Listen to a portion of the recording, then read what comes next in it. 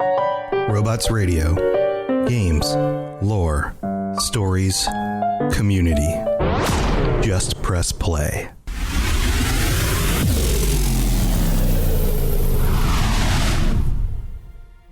Welcome to the Fallout Lorecast, the podcast that explores the boundaries of our knowledge about the world of Fallout. Vault Dwellers and Wastelanders, welcome back to the Fallout Lorecast. This is your host, Tom, or Robots. It is another patron chat week because we are at the end of November already, and we've got some crazy cool news that came out about the Fallout TV show. So I've gathered together our patrons in order to go over all of the details, the things that we know now, the new information that's come out, the new screenshots, all of that stuff, and get everybody's perspectives on the information. And to join me on this is this full cast of patrons this week. And I'm going to read out everybody's names. And then on the count of three, you're going to all make a sound of a vault door opening up into the wasteland. Vault 33 opening up. It's all going to be one communal sound that they're going to use in future. Maybe I'll use it in future things as a sound effect. We'll find out. All right. We've got joining us again, Pumpkin King, Nova, Everett, Void, Lil Green, AK Spartan, Conman, and Maverick. On the count of three, get ready to make your vault door sound. Here we go. 3, 2, 1.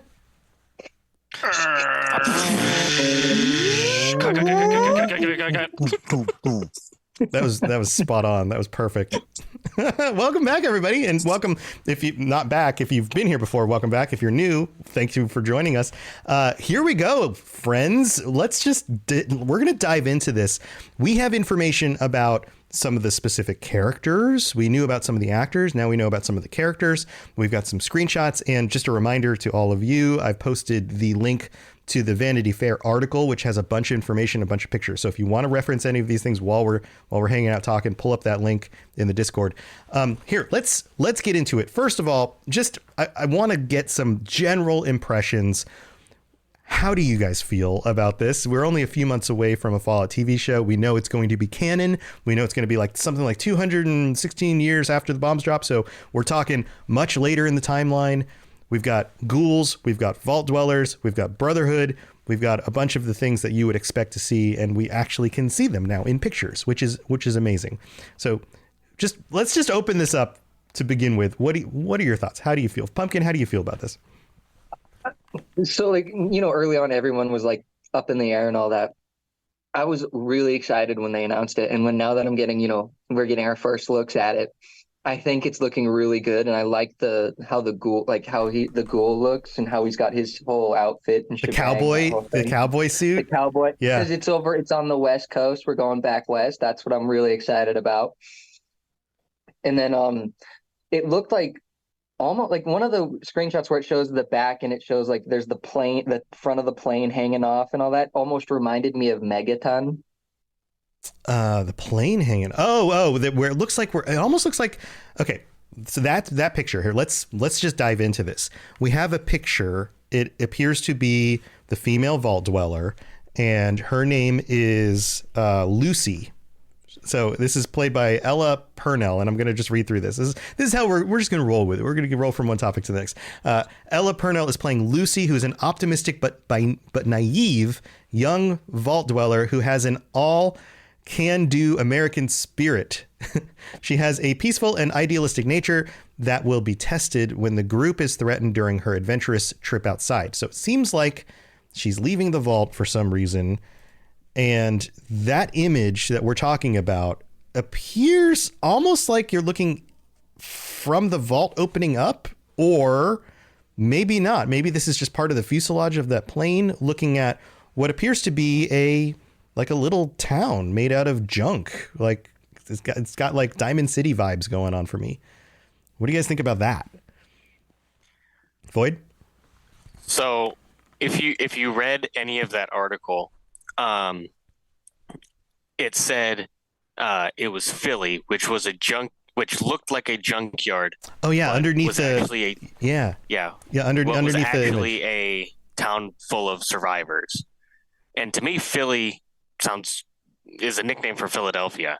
Right. Well, here, let me read it. It says Ella Purnell's Lucy enters Philly, that's in quotes, an apparent junkyard that is actually a town of survivors in the remnants of greater Los Angeles who cobbled together the village from scrap. So I don't know if this is directly outside like the vault entrance, like nobody leaves the vault, like it's a 101 kind of thing. And then finally somebody leaves and they're like, oh, there's people right outside. Or if the image, like the shot is coming from a different angle. But it appears to be a place called Philly in Los Angeles. So yeah, I just scanned through. So yeah. Interesting, right? Like junk places. You've got like a bunch of tin-looking roofs. You have these hodgepodge together letters on the top of one of the buildings. You've got the front of a plane that's kind of hoisted up on top of some sort of platform or something. You got like a smokestack, and you can see in the distance what appears to be the ruined skyline of Los Angeles. So there's a lot going on in that image. Void, did you have any other thoughts about any of that? Or just calling out the Philly name? I was mainly calling out the Philly name, thinking that it was like a remnants of Philadelphia. But I mean, wasn't Megaton the one surrounded by a bunch of junk? Yeah, it had like a junk wall, and in the image you can kind of see a very similar, what appears to be. Yeah, I just said it gave the feeling of Megaton because like I remember it always had those like the head of the plane reminds me of like when you first get into Megaton and you see the jet engine. Mm-hmm. That's what it reminds me of. Mm-hmm.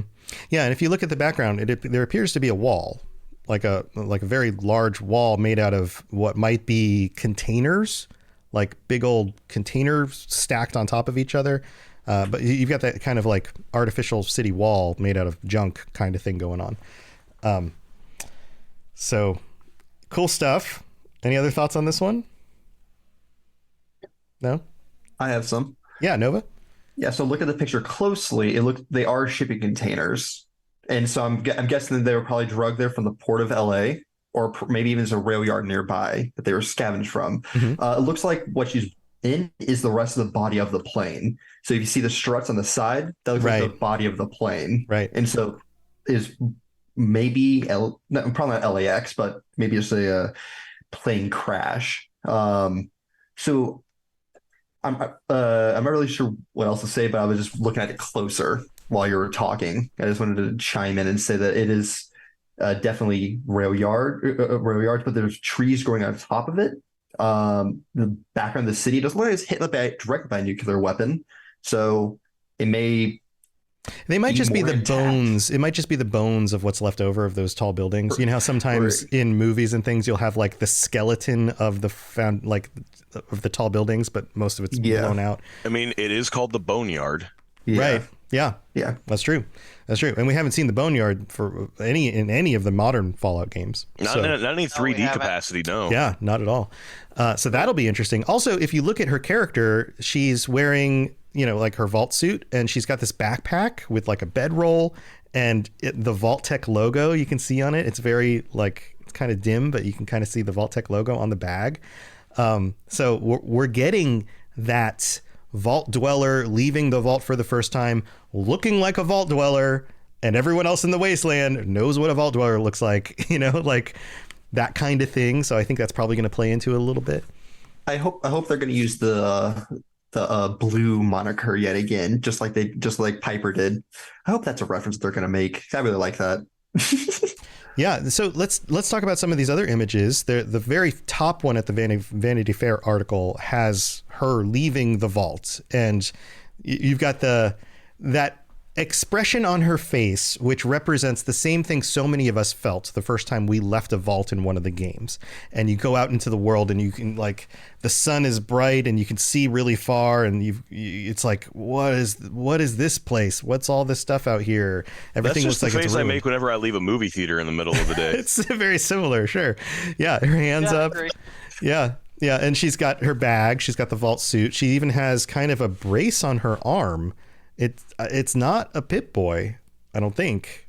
It looks just kind of like a leather brace, like it's part of her equipment. Do you think maybe there's a Pip-Boy on the other arm? Because that one's out of frame. That would be her left arm that's out of frame. The Pip-Boy's always been on the left arm. I know it's been on the right arm, actually. It's on the left arm in Fallout 4. I believe Yes, it's on the left arm in Yes. Fallout Yeah. 4. Yeah, I believe That's it's what I always. thought. I'm In searching through all of 76. my memories right now, trying to remember where it usually comes up from. Yeah, it's on the left. If you look at the other image of her and what it looks like her father, he's wearing a Pip-Boy on his left arm, so that And matches if you go the back games. to the Right. first image of the town of Philly, you can see it on her left arm there. Oh, you can see it there too. Okay. Yeah, you can see it there. Oh yeah, yeah. Is the It's, leather it's grip real. still there? It's and she has her hand on her pistol. It looks like. Yeah, it's real dim, and her hand is just past the bag. But yeah, you're right. You can tell there's like a shiny screen or something on the edge of that. And then the very bottom photo, you could clearly see what it's going to look like. Yeah, the picture of her. I guess that's her and the director. I think Jonah Nolan, who's kind of one of the guys running everything. And yeah, you can see very clearly see it on her wrist there. So far, a lot of like very, very exactly what you would expect kind of stuff about just taking a game and making it real world. You know, like if somebody had posted a picture of her and Jonah Nolan here, and we didn't know there was a Fallout TV show, we'd all probably be like, wow, that's a really cool cosplay. Yeah. Good job. You know, which is cool. I think that's exactly the vibe. And I know Todd Howard he's executive producing this. There's a lot of stuff about how meticulous he was about picking out the right people to create something that was going to be canon. This is going to be canon. That's another topic. How do you feel about that? Actual TV show canon stuff that's happening 200 years after the bombs drop that's going to expand our knowledge about vaults and the Brotherhood and all sorts of other things. If there was going to be a show, I would want them to commit fully to making it canon. I would have been more upset if they had played some kind of half-assed, like, non-canon thing, personally. That might just be me, but I feel like that was the better route to take. Yeah, I think the other dynamic was making something that was canon, but retelling a story that was already told. And that was one of the things Todd said he didn't want to do. Like, the people were pitching, like, let's tell the Fallout 3 story. And he's like, we already told the Fallout 3 story. We don't need to redo that. Let's add something new. Can I add onto something here? Sure, Maverick. Onto this. Yeah, go for it. So I agree full-heartedly. With something with like this being canon in the Fallout lore, you gotta pull out all the stops, man. You can't just leave it half open. I mean that's the way to leave everything vague. But in something like a TV show like this, you need to bring something in. You need to give us answers. You can't be vague. I also think it helps to tell us before we watch the show that this is canon. So we don't have the conversation of, well, this part feels different. And wait a minute, does this have something to do with this? Because it's similar. Are they retelling this story? Like, no, this is new, all new content. It's absolutely canon. And had they not made this into a TV show, this could have been the storyline for a future game. As far as they're concerned, they're treating it with the same level of respect and care, which I think is important, right? So are you all on board with that idea? Are you all like, yes, give us canon content. It's going to tie into everything we know about the game exactly how we would expect.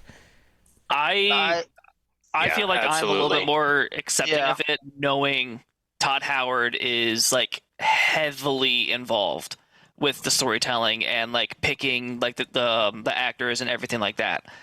I feel like if it was a situation like the jumping topics, World War Z, like the book and the movie are two completely different things. I feel like, in my eyes. It's almost like they bought the rights to the name because they knew it would help sell more tickets. Yeah.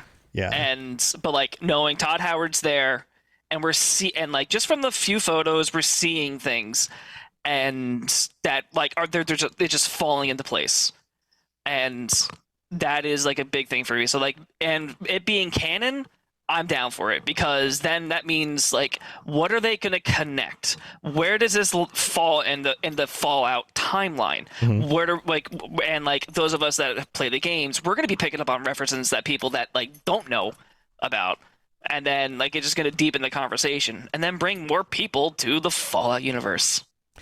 Yeah, absolutely. And it's like it's probably going to be something like the New Vegas 2 that everybody has been theorizing about and wanting since Fallout 4 came out and then 76. And I mean, since it is canon, it also brings up the question, will Fallout 4 references be made and what actually happened? Because I know there's like 2 or 3 different ways that you can go in that game. I think there's 3 different ways you can go out in that game. Yeah, so they'll have to decide what the ending of Fallout 4 is if we get reference to that stuff, right? Like if that actually plays out. That brings me to something I wanted to bring up about one of the images, and that being the image of that airship. So we got the Brotherhood, right? It looks like we've got a bunch of. It looks like the Pridwin, but is it the Pridwin? It looks a little longer. It says the Caswain. It's named the Caswain. Oh, did it say it? Oh, yeah. Okay. Yeah, well, because that's my bad. I didn't read it. In the lore, it is talked about how the Brotherhood do have like fleets of those ships. So okay, see, I missed that. But we also know that a lot of those ships crashed around Chicago. Well, Midwestern. Right. Like the thing that people always forget is that those were very primitive ships. Those were basically Zeppelins. This is much more advanced than that. Those were blimps. This is basically a Zeppelin at this point. Zeppelins are, a fair bit more advanced, and also this is using fusion technology. While those, I believe, were basically the most bare bones going where the wind is going. This is brand new technology that is using World War I era tech, and so this is a massive evolutionary step that the Brotherhood did take. And I would assume that because I did a little bit of research before this, it's called the Caswana, which is a alternative name to the Pridwin that's from like Sir Arthur, from books, or whatever it is, Arthur. Because his ship was named Round Table? The Round Table. Yes, you. Yeah, me. Yeah. Yes, because in that book there was an alternative name to the Pridwin, which was Arthur's ship called the Caswana, or however you pronounce that. Caswanan, yeah. Caswennan. Caswanan, yeah. And so I would assume that because Arthur. Maxon, I just said Arthur, because Maxon was able to reunite the West and East Coast, that he was able to transmit the plans of the Pridwin they construct on the East Coast back to the West Coast, and they just decided it was a good enough design, so they're going to begin producing these as their own standard of operations. Right, kind of like the Titanic ship design. There were actually 3 ships made that were almost identical to the Titanic. Yeah, exactly. Same kind of design, right. But yeah. You take a good design, and then you build it, and then you make improvements later down the line. Right. Well, what's really cool about the way it looks is if you look at the underneath section of it, you have those walkways. Like it brings back memories of walking around the Pridwin, right? Like it looks almost identical to the layout of the way that all of those structures kind of fit until you move up into the main structure of the ship. But from the parts that we can see, that part looks very similar. Yeah, and right. that's what I was saying. It was probably transmitted from the East Coast to the West Coast. This is probably not a convergent design. This is probably something that they were told to build. Right. And then it's a floating aircraft carrier, essentially, which is so cool. Yeah. I hadn't read the caption yet. Yeah. And there's vertibirds. My bad. There's like 4 different vertibirds that are flying around like near it. You have this whole group of what appear to be soldiers in white shirts. I'm assuming these are younger recruits. Yeah, this group, and maybe this is their first glimpse of the actual blimp, and they're probably like, "Oh man, look at that," or Zeppelin. something. Yeah, Zeppelin. So yeah, some cool stuff in that picture for sure. Speaking about other Brotherhood stuff, we get a really good look at power armor. What do you think about that? What do you think about this power armor suit and this character Maximus, who's another one of the point of view characters I think that we'll be following? It looks gorgeous. It looks awesome. Really well. Like, I do want to say whoever wrote this article must not be super familiar with like Fallout lore, because they did write just Power Suit Knight. Yeah, right. Caption. Right. Yeah, Power Suit They Knight. also they capitalized Power Suit. Right. Yeah. Well. Yeah, there is that. I do like, because it gives out the bulkiness of what it really is, and the power armor's been hinted at since they first announced the show. Because when they first announced it, they had the director who's sitting there, and they had the power armor reach in and hand him a Nuka-Cola bottle. Yeah. And now we're finally getting a full picture of the armor. Right. And it looks gorgeous. Everett, what do you think? You started to chime in here. What do you think about the power armor? When I first saw the pictures show up, it kind of like was a flashback to when I was playing Fallout 4 for the first time, and I like saw a suit of power armor. It just kind of like hit me like nostalgia, like I can't believe this is actually happening. Like this looks so good, and I love that they're like so incredibly accurate to the lore, because I know that's super important to the community, and like being able to witness this happening in real time is so cool, and I'm so grateful to like watch this unfold over time. Yeah, it's pretty cool. Also, one of the things that really stands out to me is that it physically looks like it's designed to be worn by a person. This does not look like we're looking at CG art. It does not look like they took the game files and like, up-res them in order to put them in a movie. This looks like a person wearing physical armor. Like they're actually walking around in a suit that could actually work in the real world. That's exciting. Like that's really exciting to me because that feels more real. And there's that feeling like the first time you come across power armor or you come across an enemy in power armor in any of the games, there's this level of intimidation, this like, holy crap, what is this that I'm looking at? And looking at this gives me that same kind of feeling, that same, like, it's a little Darth Vader, it's a little Warhammer, but it's like, it looks freaking real. Does that hit you guys? One of my favorite things that Fallout 4 like brought in and like made kind of different was the idea that power armor is more than just a suit of armor. It's like a vehicle. Yeah. And that 76 has continued that. Now this show appears to be continuing that tradition is something that I'm a huge fan of. I also kind of appreciate, I don't know if I'm the only one, it feels like the design of the Fallout 4-esque assault rifle he's carrying has almost been modified to look like it's specifically for a power armor wearer. Right. You took the words right out of my mouth. It's enormous. It's color match. So I have been saying this for years, that the assault rifle, as it was designed, was supposed to be a replacement or supplementary to the miniguns and other heavy machine guns.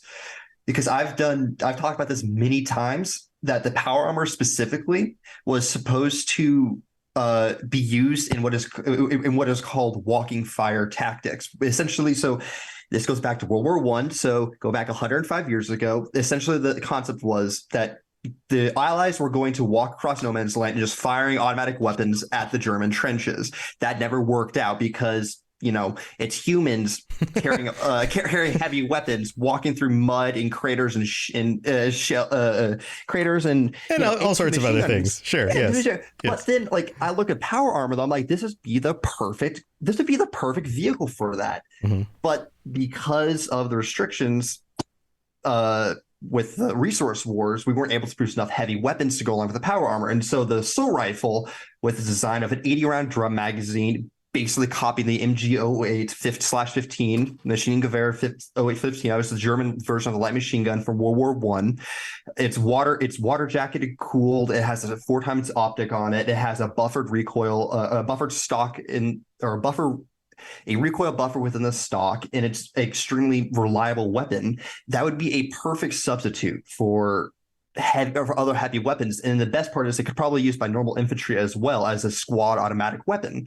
And so it's a good, basically universal support weapon. And I've been saying this for years, and I've been very excited to talk about it, if you couldn't tell.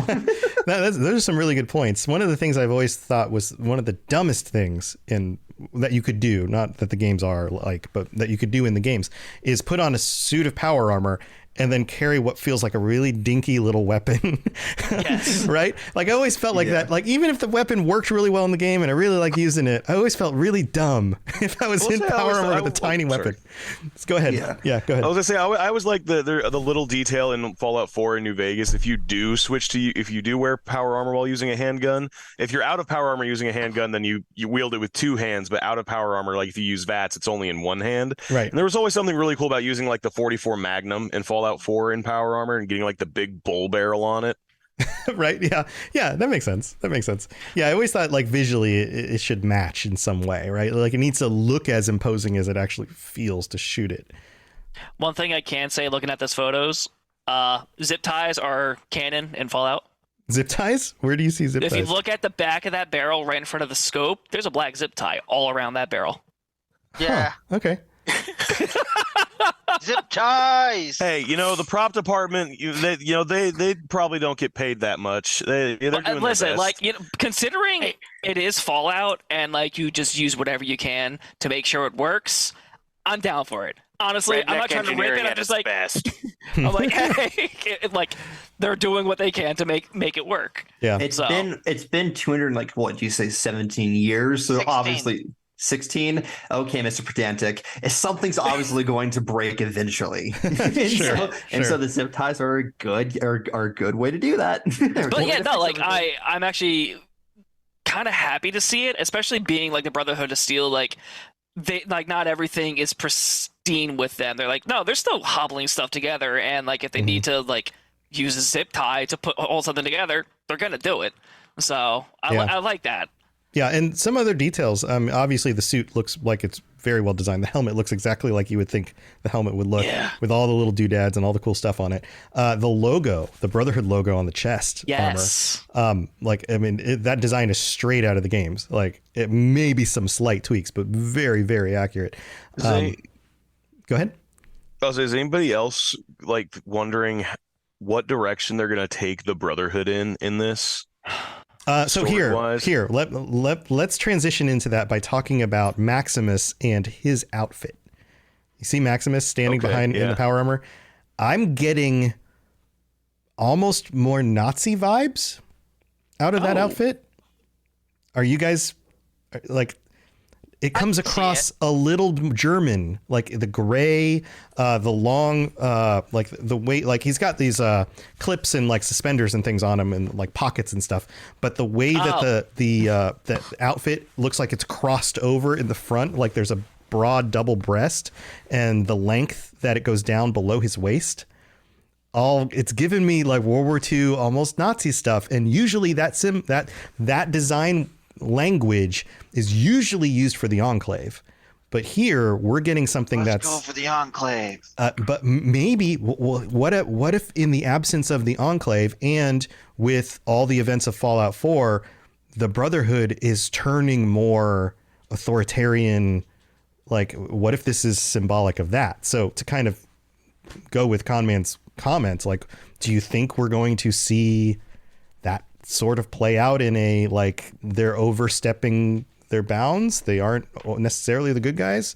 I'd like to see some internal conflict within the Brotherhood, actually, because there's way too much in almost all of the games except for Fallout 3, where you have the outcasts, but they're kind of the not good people because they've abandoned Lion's Brotherhood because they're being good people. But in Fallout New Vegas and Fallout 4, all of the Brotherhood followers just kind of are blindly following whatever their elder says for the most part. Yeah. So do you think that's going to be a storyline we see with Maximus? Is this idea that his character arc is rah, rah, rah, go Brotherhood, and then he starts having moral issues?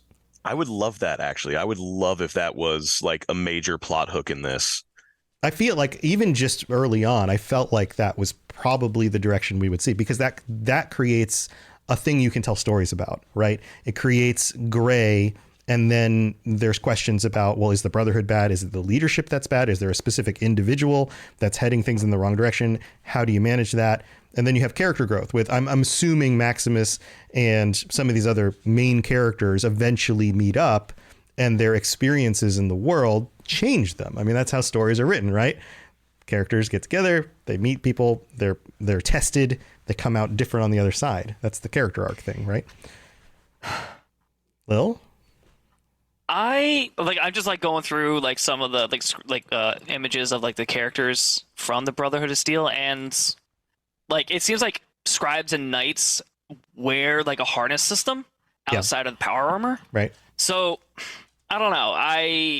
It's too early for me to be just because of his character design, he's leaning towards a authoritarian, a 1940s German look, versus just the Brotherhood of Steel that I'm kind of used to seeing. It's a similar outfit to what we're familiar with, but I feel like there might be these slight design elements that are kind of pushing it a little bit more in one direction. But maybe I'm reading into it. Maybe that's not actually true. I mean, I guess the way I could look at it is we might be reading into it and if you just look at the games themselves, like I feel like each game portrays the Brotherhood of Steel in a different light. Like in New Vegas, they're like the underground in a sense. 3, they're more, please correct me if I'm wrong, they're more of the good guys. 4, they're like in that gray area. Yeah. Lions' Brotherhood becomes way more inclusive, and they seem to be going out of their way to do things that might put them in danger for what appears to be moral reasons. And then 4, everything is headed more in the direction of, if it's not human, we kill it.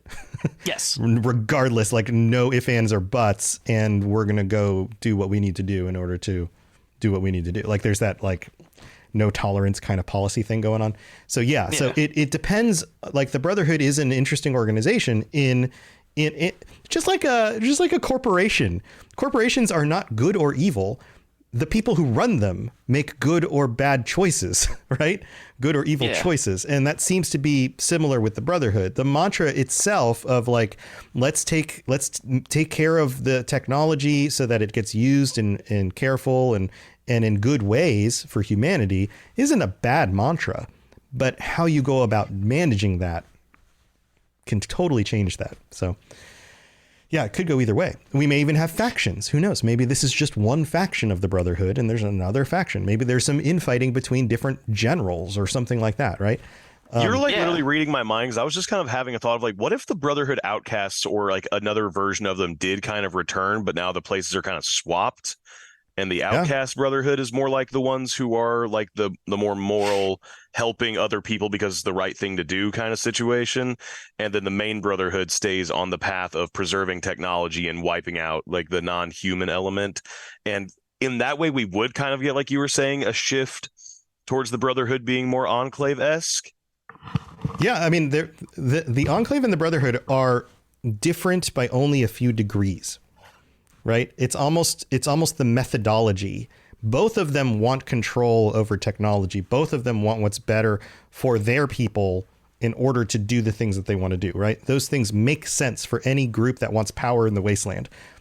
Obviously, the methodology is different. Usually the Enclave is more fascist, and what they say goes. You don't question it. And it's all for the betterment of those who they decide are worthy. The Brotherhood sometimes takes those who they decide are worthy perspective, but sometimes, depending on the leadership, they tend to be more broad and open for that.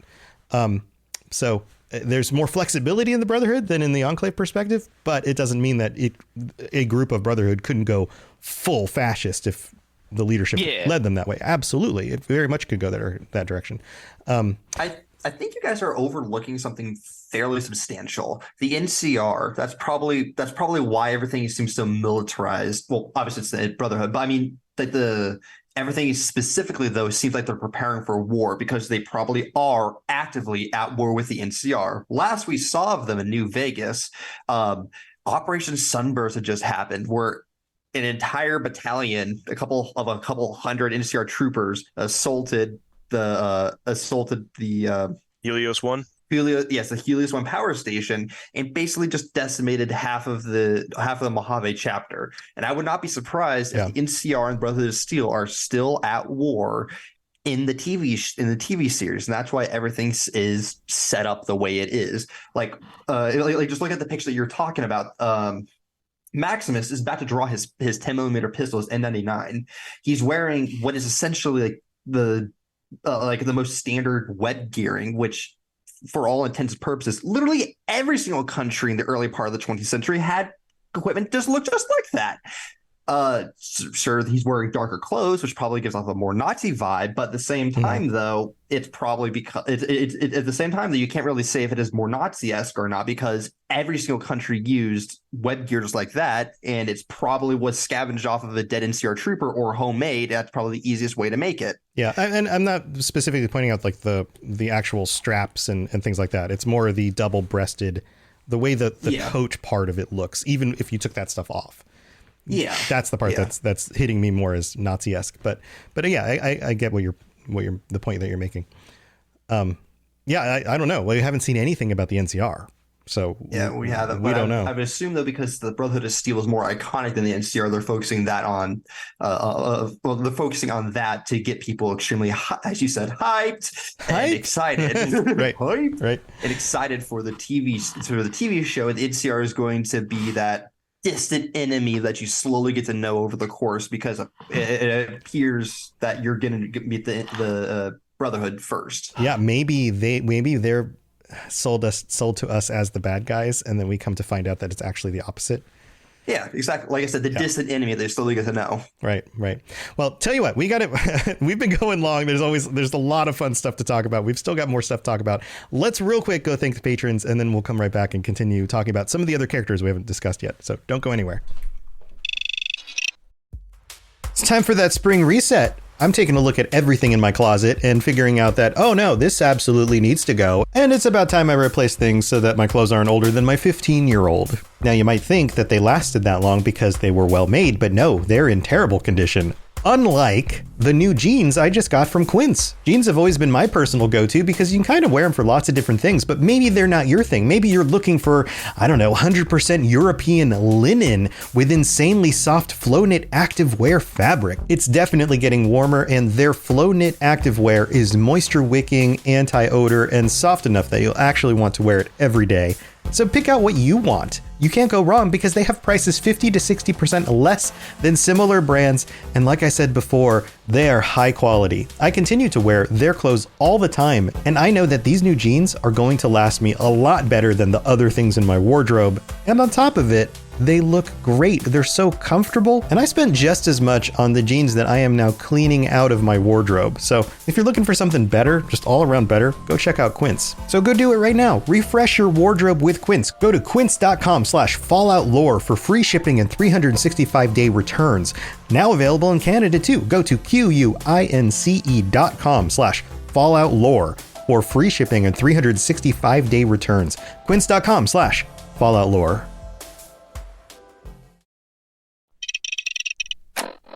Hello there, old chap.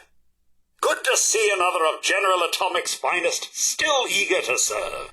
All right, so we at least have to take a moment to welcome our newest patrons, Everett, who's joining us. Welcome. Thank you for being here.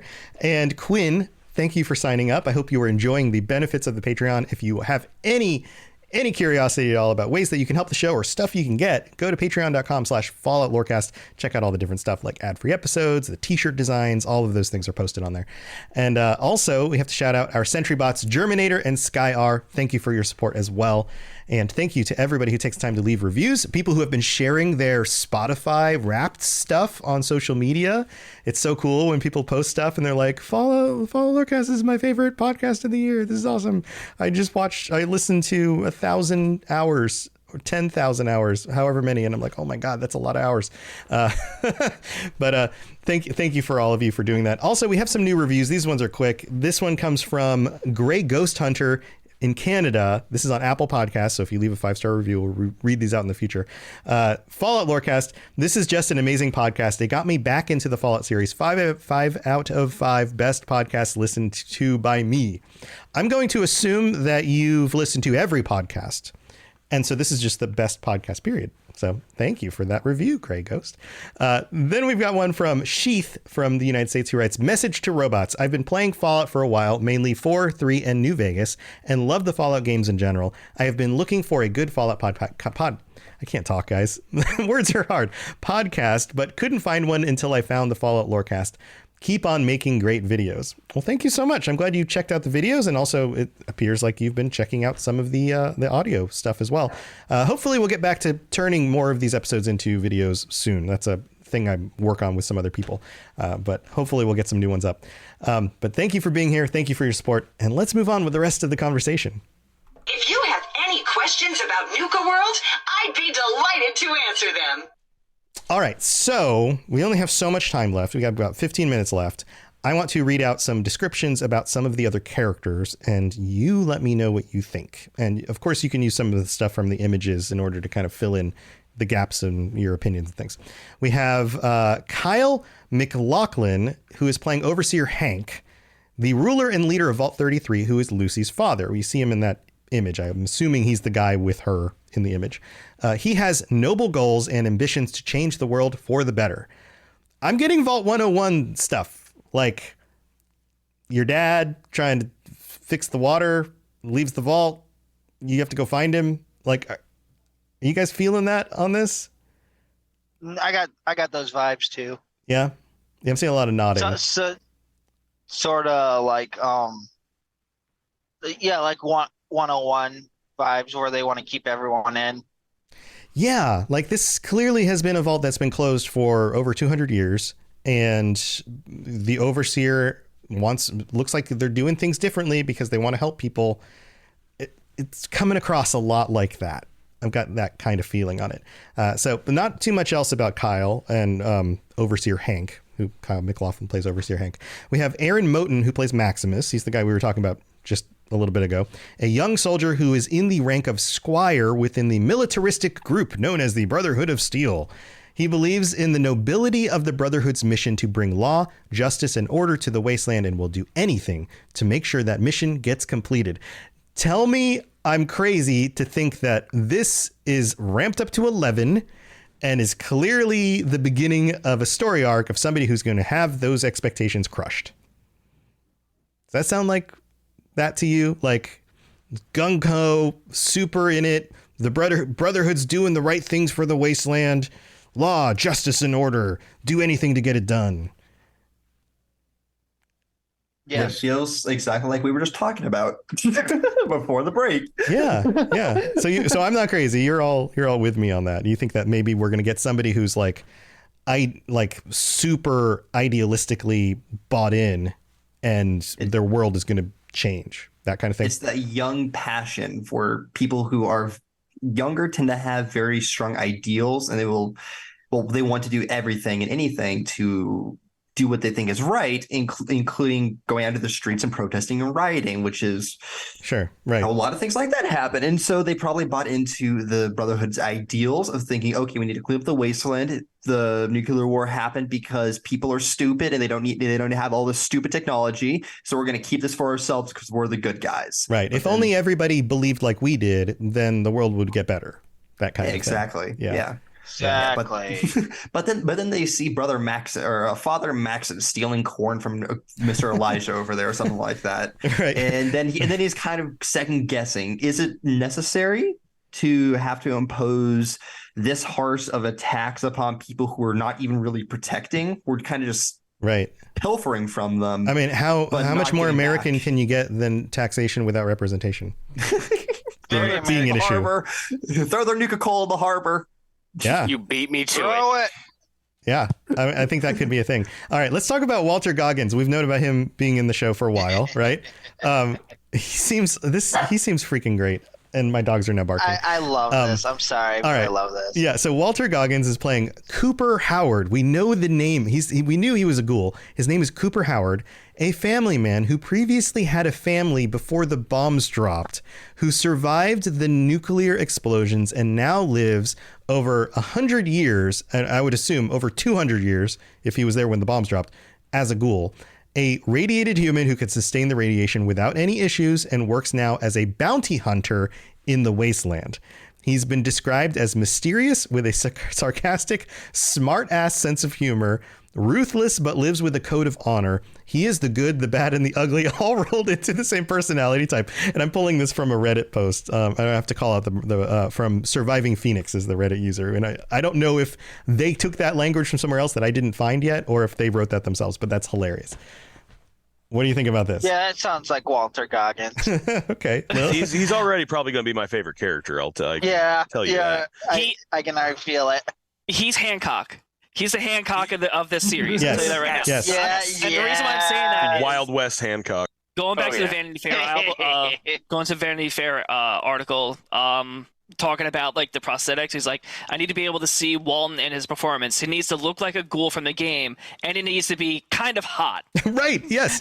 This is what turned out to be literally true. Right. Isn't Todd Howard who was saying that? I think like the idea is that he needs to be the kind of character who, although he's a ghoul, the fan base can fall in love with and be like, he's a freaking badass ghoul. I want to marry him, right? Like, so yeah. Hancock. Yeah. Oh, I'm so excited for that character.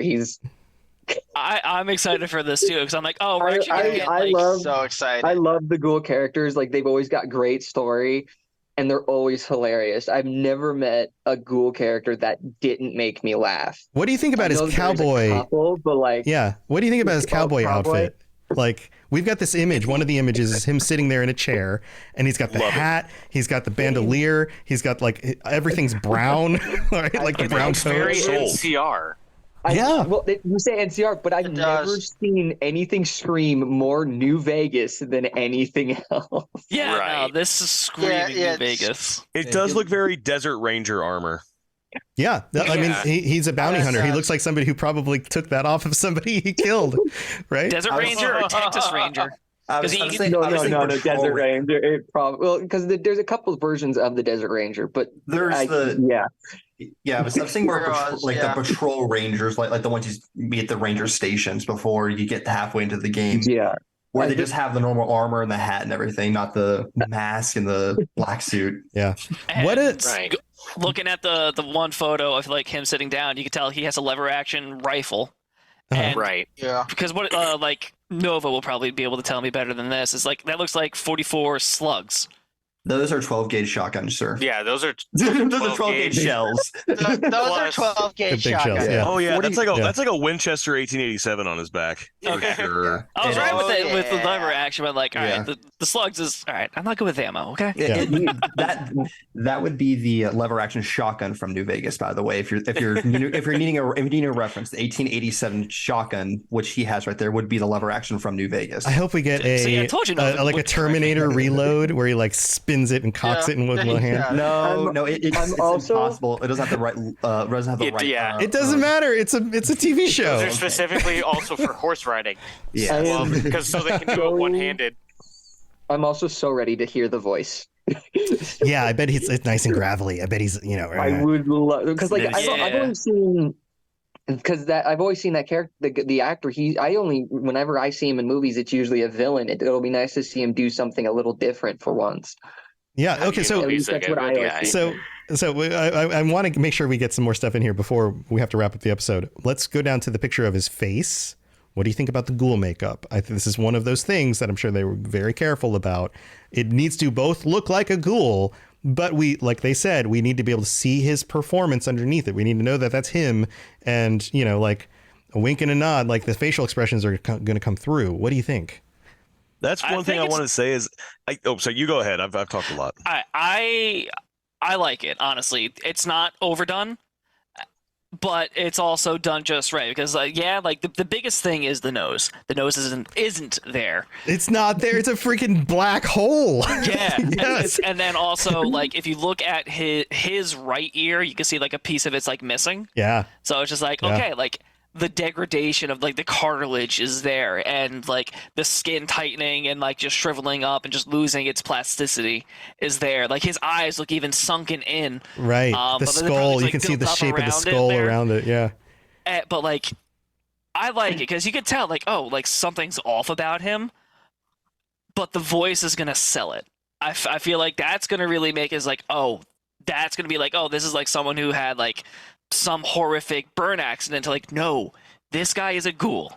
Yeah.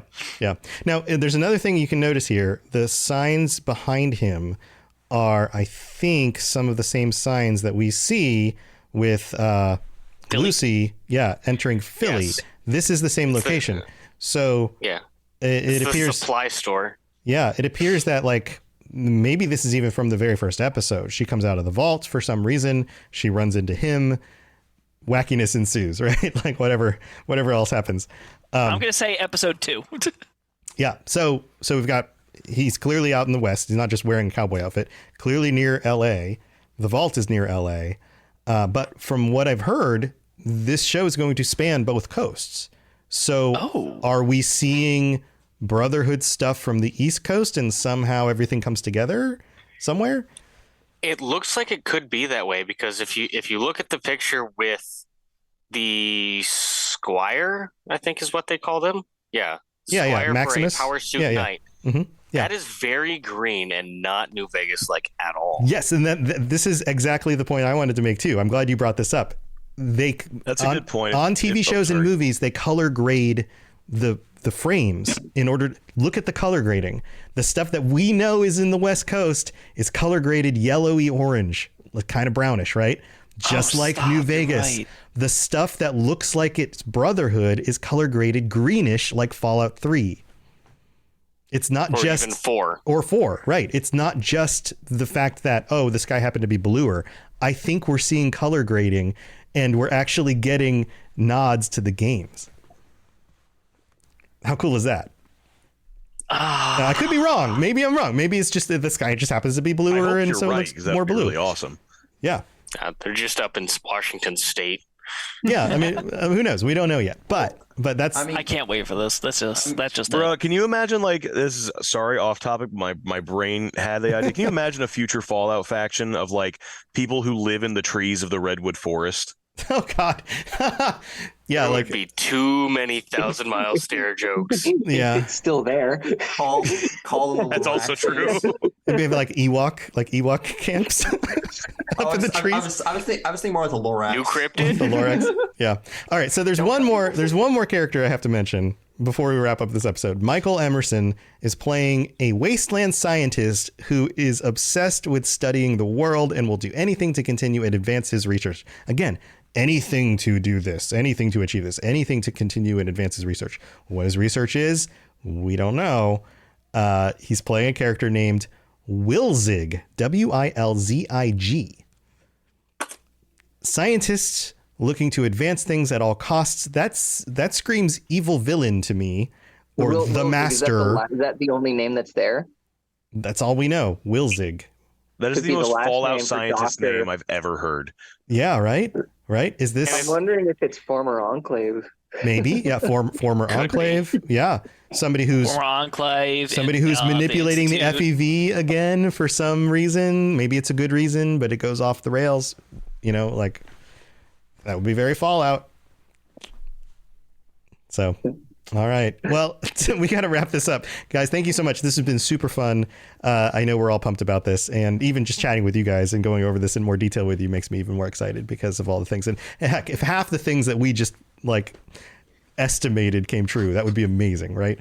So, all right, let's go through. We're going to go through everybody's names on the screen the way I can see you, and feel free to shout out anything that you've got going on that you want to shout out, or just say thanks for being here and all that stuff.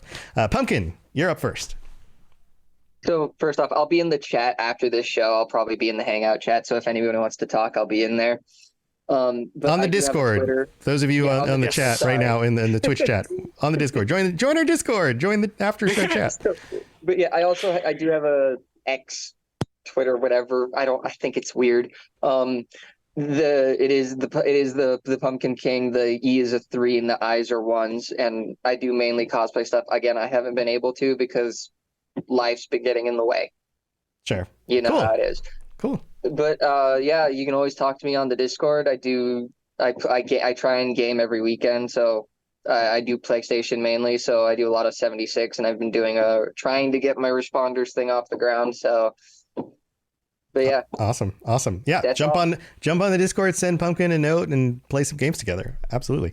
Nova, you're up next. Yes, hello.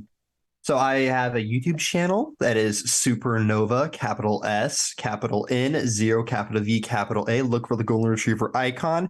I had actually just posted a video about Sunset Sarsaparilla earlier today, and I figured it out. 2 of my clips were corrupted, and it kept crashing the program for some reason, Tom. So yeah, it kind of sucks. I had to go back and record all of those. We talked about this on the Starfield Lorecast a little bit, and so I was updating Tom what happened. But anyways, though, I'm glad you figured it out. Yeah. Yes. It took far too long for me to realize that it's these 2 stupid clips. Anyways, though, yeah. Life has been going.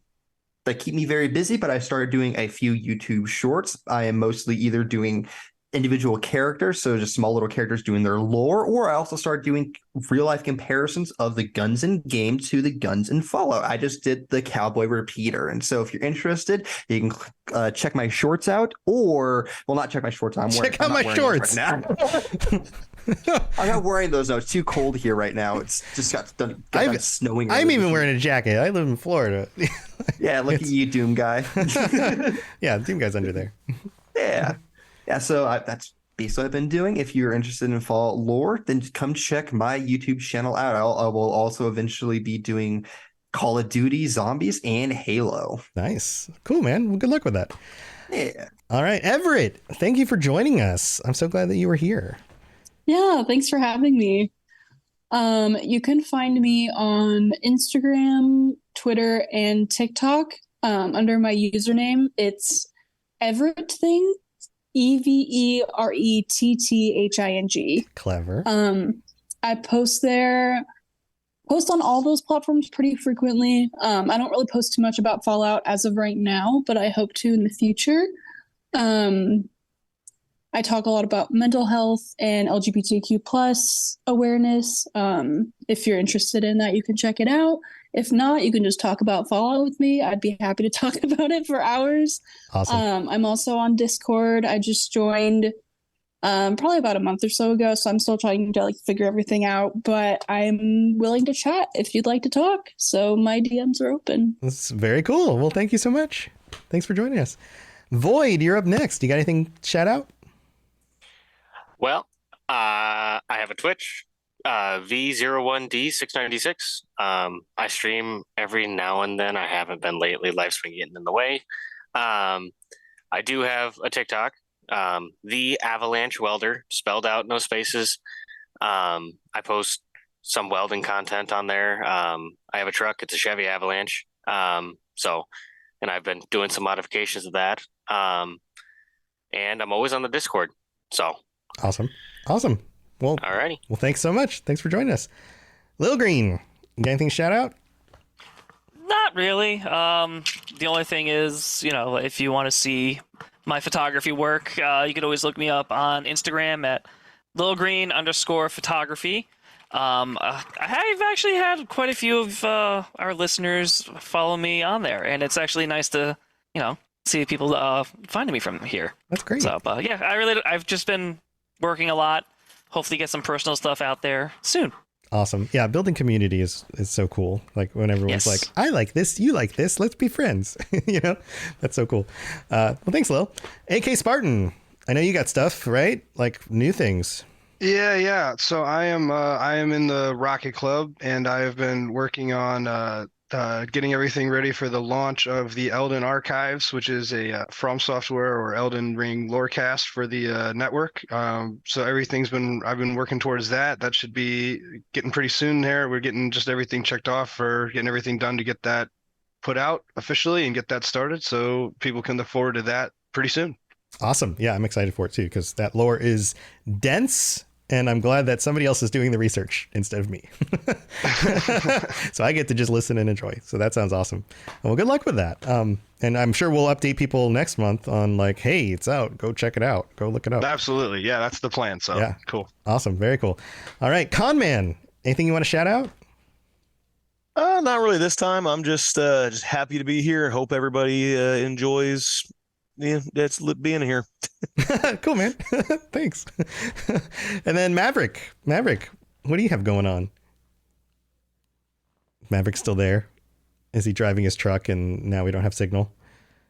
Well, I can speak for Maverick a little bit. He does the Fallout Roundtable. So if you're looking for more Fallout content from stuff on the network and people talking about conversations like this all the time, that's what that show's about. You should go check it out. Maverick, I'm so sorry we can't hear you if you're talking, or maybe internet got messed up, but thank you for being here.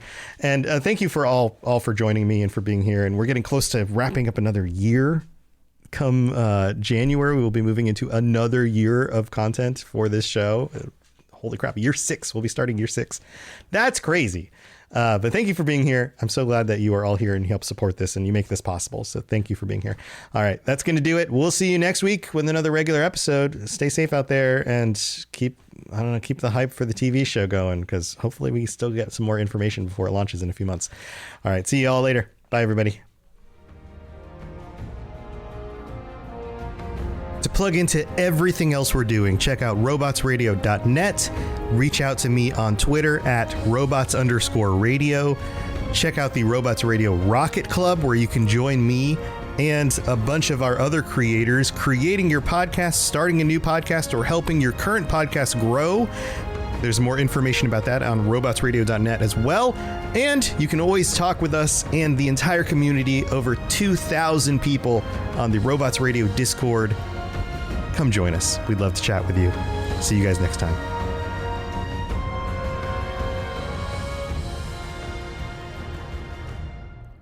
So if you're still sticking around and wondering what's going on with the rest of the extra few minutes here on this episode, in the episode end, before we wrapped up the recording last night, or actually after we wrapped up the recording last night, Silas reached out and sent a recording of his thoughts on the topic because he wasn't able to make it to the chat. So I'm tacking it on to the end here so you can hear Silas's thoughts. Here you go. And thanks, Silas, for sending this in. Hello, everyone. This is my thoughts and opinions on the topic from this month, which is all about the screenshots and the interviews with Todd Howard about the new Fallout TV show. Long story short, I am very cautiously optimistic about it.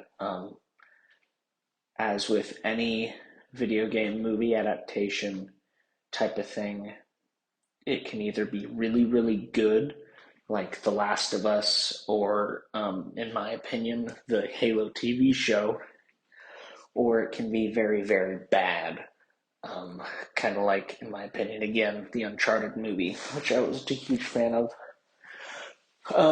From what we have seen so far of screenshots of sets, pictures of cast in their costumes, the power armor, from what we've seen so far, I am very excited to finally get an actual trailer.